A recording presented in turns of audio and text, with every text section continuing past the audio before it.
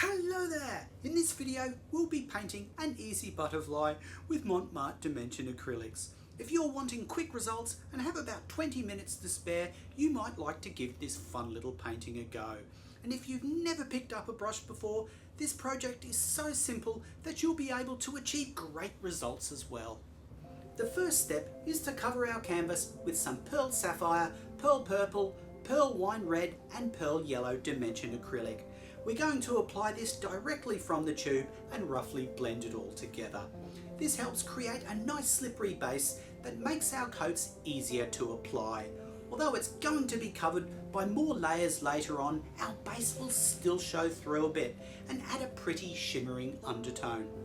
Now it's time to draw up the butterfly.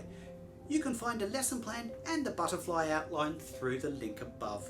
The butterfly has a fairly simple design, but if you want a little extra help, you can draw up a grid to help you get all the dimensions right. You can remove the grid afterwards with a damp cloth.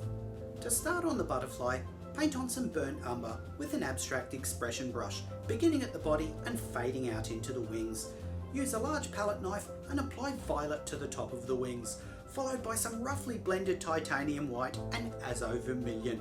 Then use the same colours and paint in the lower portion of the wing. Palette knives are great for moving a lot of paint around quickly, and you can achieve some really unique textural effects with them. Once our first wing is covered, follow the same steps and paint in the next wing. The coats we are painting right now will be covered with more layers of paint, but our next lot of layers will have a broken surface, so you'll be able to see these layers coming through from underneath. One of the great things about dimension acrylics is how quickly they dry. By the time you finish the second wing, you'll find your first wing is already dry. Next we're going to add some Payne's Grey, which looks almost like black on camera, but it is a lot warmer in real life.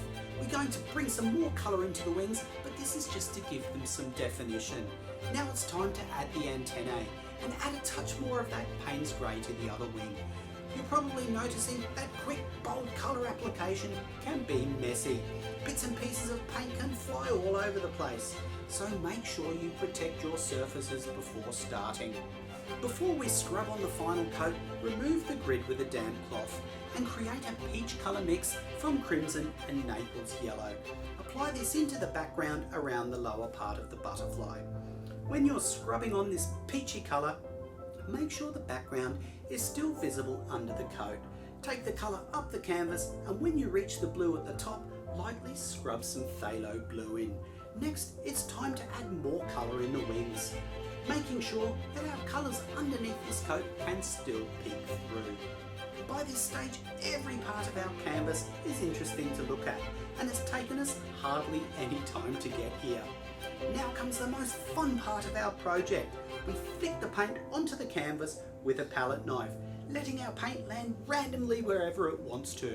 The only thing to remember is it's best to use the colours already on the palette.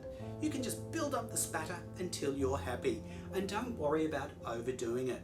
You might even want to use your hands as well. And voila, our butterfly is finished.